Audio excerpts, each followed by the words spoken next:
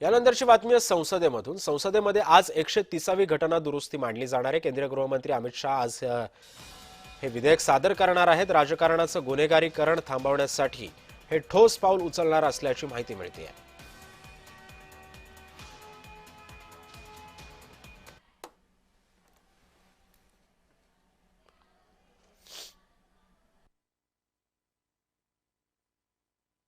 पाहतोय की आज संसदेमध्ये 130वी घटना दुरुस्ती मांडली जाणार आहे।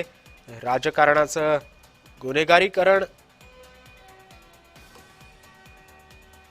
केलं जात असल्याच्या पार्श्वभूमीवरती आता ठोस पाऊल उचललं जाणार आहे।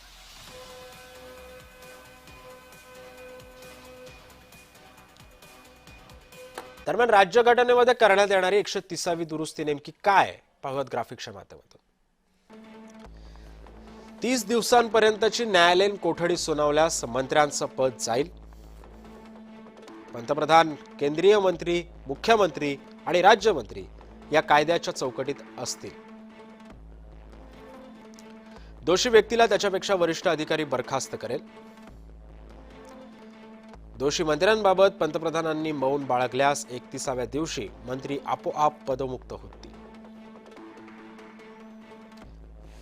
पंतप्रधान 30 दिवसांपर्यंत तुरुंगात राहिल्यास 31व्या दिवशी त्यांचा राजीनामा घेतला जाईल। राजीनामा न देणारा तुरुंगातील पंतप्रधान 31व्या दिवशी आपोआप पदमुक्त होईल।